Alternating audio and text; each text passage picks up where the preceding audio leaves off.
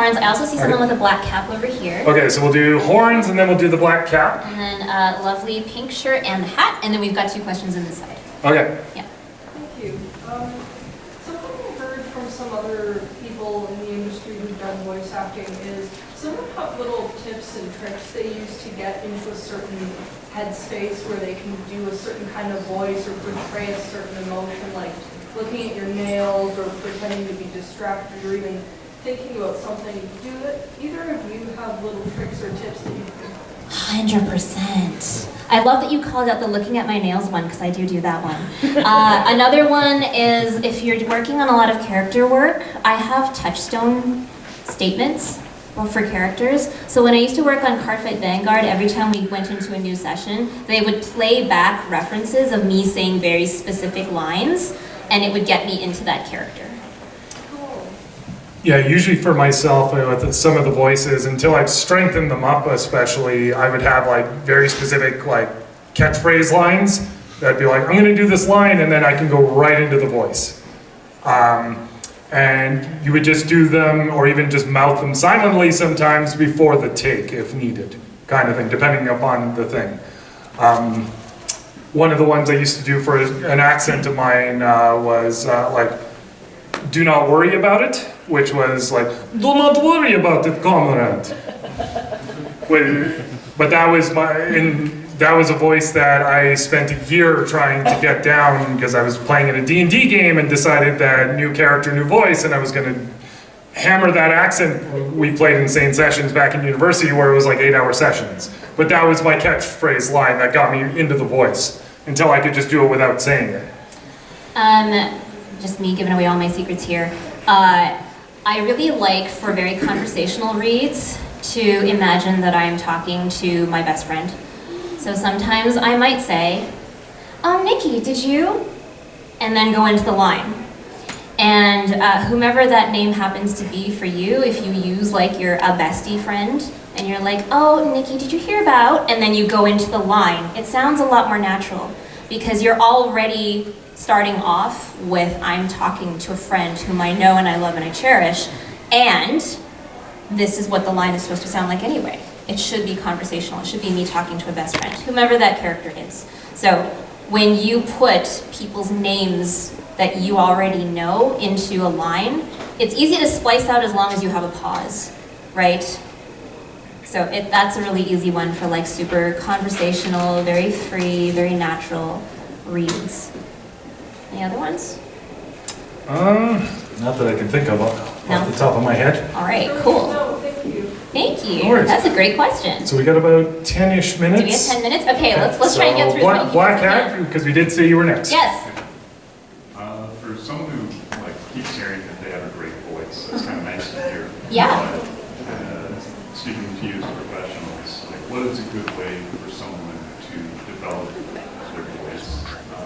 Or I guess more than like, do you think it's a good idea to go to someone who helps you train your voice, or is it better to just kind of play live stream or something? I feel like I should turn that question around and ask where you want to go with your voice, because I think knowing where you want to develop it is going to be a good foundational piece of information. So what do you want to do? What do you want to do Ames-wise? You know, like Wolfman Jack, but, you know, radio.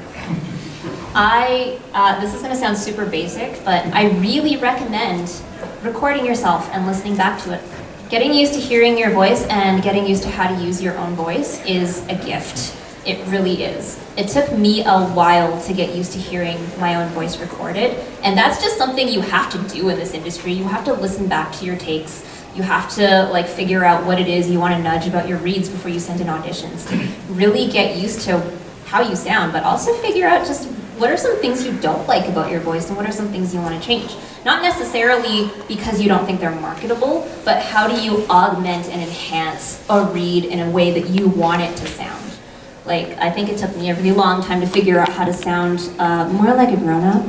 That was really hard for me. I have to pull up the grown-up voice when I do my day job, and it's hard. It's hard on my vocals. But I had to figure out how to do it at some point.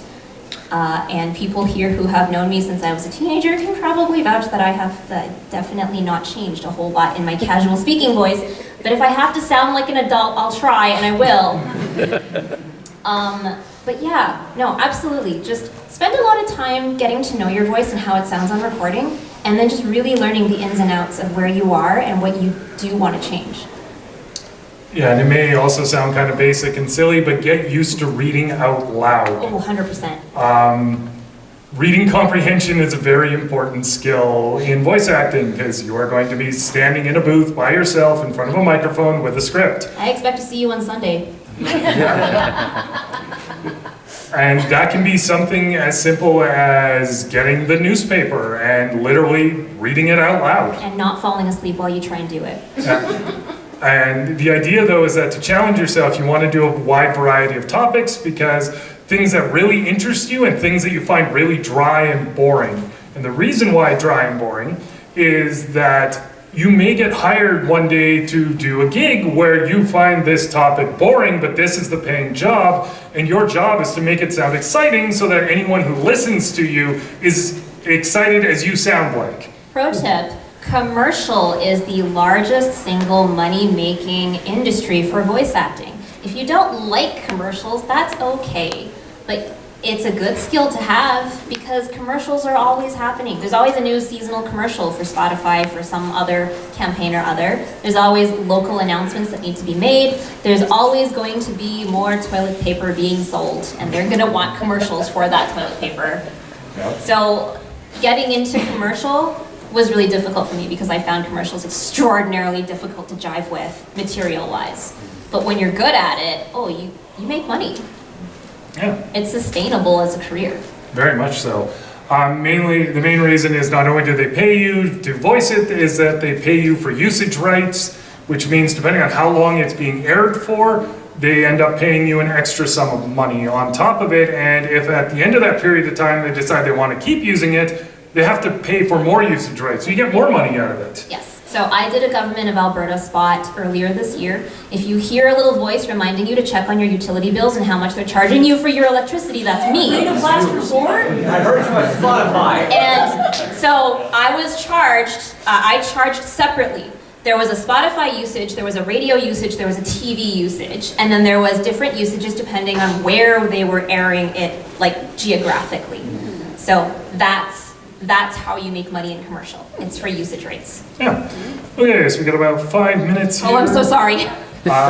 Gent in the yellow sunglasses, I think you had your hand up. Yeah, I just had a question about sort of like, is there any sort of like, I guess like registers or sort of voices that are more popular in English compared to other ones? Because I know that famously there are certain actors that are dubbed over, like sort of Darth Vader. He was dubbed over by James Earl Jones to have a more lower sort of like bassy sort of voice, and there's even some like Coilverse characters where I would say like, oh yeah, in English this is like much deeper, or like Bane from like Star from Batman. The English dub is a lower voice, but in Quebecois French it's actually quite high pitched, I think, comparatively. So I was wondering if there's like a trend, or if there's something that you guys had noticed as professionals that where something was in more demand, or has a bit of favoritism in the industry. Oh, I love the good questions today. I have so many thoughts about every single question. Okay, so trends come and go. Remember that. This might be super in right now, but it's probably going to be out of mode like next year. The other one too is that equipment can do wonders. There are certain microphones where I sound really tinny and very childish, and then there are certain microphones that make me sound really sexy. And I know what they are because I have tried them and I know how to use like my equipment to benefit my voice style, which is why I really encourage you to all like try equipment and just figure out what actually works for your voice. The other one is that people definitely get cast for the sound, the timbre, which is the technical term, the timbre of your voice. It's a singing term. It refers to just the natural quality and sound of your voice, and people definitely do get cast for that. But being cast for the quality of your voice means nothing if you can't act. Yeah, and with a lot of those trends too, it can be the director's decision, the producer's decision, maybe the client has come and said, I want this character to sound in this particular way, whether it's the English, French, Japanese, etc. I think some of that too is that like, it's something that I've noticed in multilingual people, like that can speak multiple languages. depending on what language they're speaking, they will have a different sound to their voice. Exactly. Exactly. That is not my English-speaking voice, but that is my Japanese voice. All right. So we got time for one more question. Now, we are going to be out in the hall for a little bit afterwards, so if we don't get, if you have other questions, feel free. Also, just please feel free to reach out via email or social media or whatever. We're always happy to answer questions. Yeah, you had the question there, if I remember. Circle back to kind of protecting your voice with, especially with AI.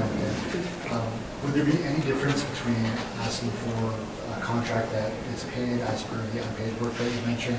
Would it be similar agreements, or would you be looking for different scripting in those contracts?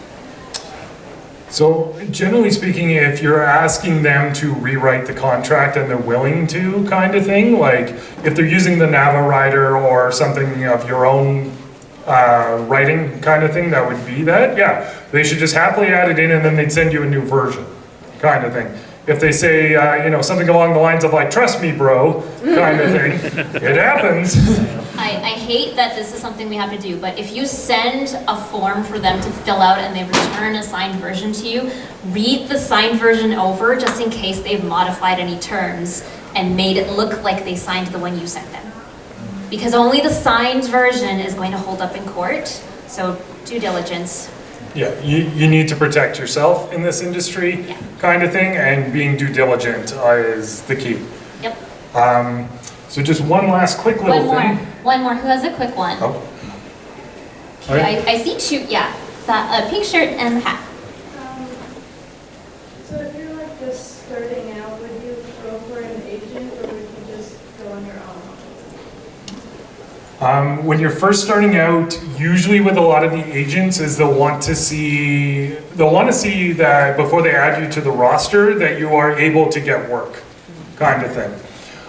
Because a lot of most agents generally will only keep a certain amount of people on there, and sometimes they let go of people. Usually some agents will pick up lots of people, just because the more people they can submit, the better it is for them. But for a lot of agents and such, they want to know that like you can work, you can perform, you've got experience, kind of thing, which means just starting out on your own. But there's nothing wrong with that either. TLDR is get an agent when you're ready. Yeah. Okay, so we're just wrapping up here, but the one thing I will say quickly is for those of you that are interested, we are teaching. We do have some beginner courses starting, one in July, one in September. And if you come to our table in the vendor area, we're actually doing a draw where you could win a free seat in one of those classes, kind of thing. So please hit us up, grab a business card, or figure out how best to get in touch with us. But please, we always welcome questions. Yeah. Thanks everyone for being. I know I'll never be the same. Shook my world so hard again. Wish I washed away my sins. He's a dead man walking, blank stare in his eyes. Should have given up on the ones I trust. Never should have been surprised when they shot him down. Cold blood to the ground.